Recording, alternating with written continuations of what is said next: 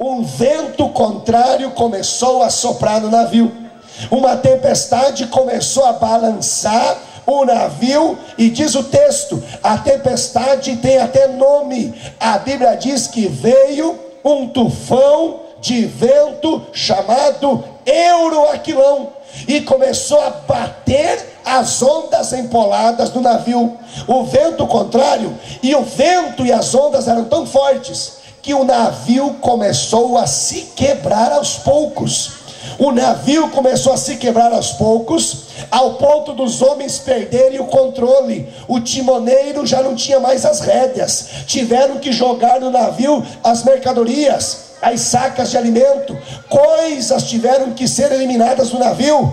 Paulo e os outros homens pensaram que seria o dia da sua morte. Estavam naquele porão, um lugar úmido, um lugar gelado, a tempestade soprando, os homens gritando de medo, os homens abandonando o navio. A luta era grande, mas escute isso, no versículo 23, escrito: em meio ao pânico, em meio ao caos, em meio à tempestade, em meio ao medo, em meio a um vento contrário, lá no porão do navio, Paulo recebe a visita do anjo do Senhor.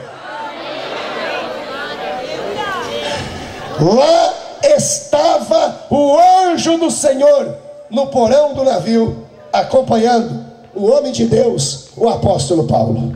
Só para o teu irmão dar um aleluia. Olha para ele e fale assim, ó: você não está sozinho na tempestade. Vai. Se eu estou pregando para alguém que está passando por uma tempestade, se eu estou pregando para alguém que a tua vida parece um porão escuro, não temas, lá está o anjo do Senhor conosco. Levante a mão e glorifique o nome dele. Paulo recebe a visita, Deus lhe dá uma visão. Paulo recebe a presença do anjo do Senhor no porão do navio, dizendo para Paulo: não temas, importa que sejas apresentado a César. Queridos, eu não sei se você acredita, mas eu ainda acredito na ação do anjo do Senhor para guardar os escolhidos de Deus. Eu não sei se alguém já deixou de acreditar nesse tipo de coisa, mas eu ainda acredito que aos seus anjos Deus dá ordem a nosso respeito para nos guardar em todos os nossos caminhos. Eu não sei se você crê, mas eu ainda creio no Salmos 34, no versículo 7: o anjo do Senhor acampa-se ao redor de todos aqueles que temem a Deus. Quem teme a Deus aqui, levante a mão.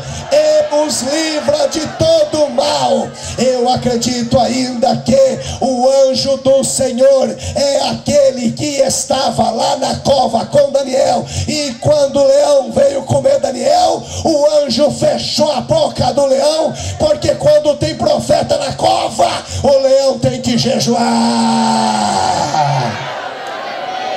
Eu acredito que o anjo do Senhor existe, ele é real, porque se eu creio na Bíblia, eu tenho que crer no anjo do Senhor.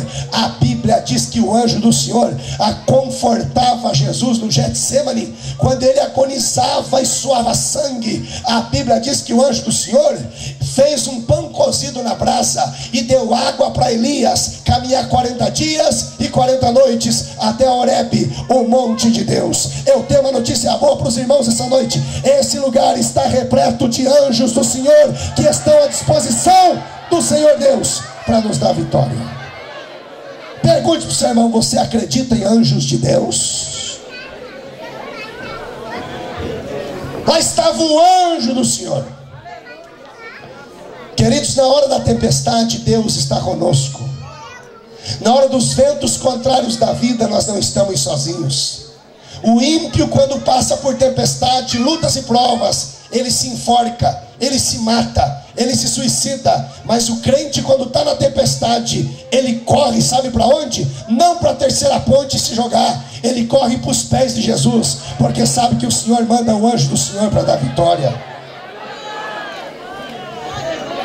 Paulo recebe a palavra do anjo do Senhor dizendo: eu estou aqui contigo, você não vai morrer não. Eu tenho notícia para você, Paulo: nem um fiozinho de cabelo da tua cabeça vai cair. Fica tranquilo. O navio vai perder.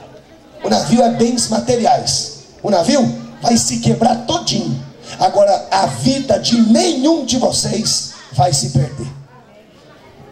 Vocês precisam ir nadando até uma ilha.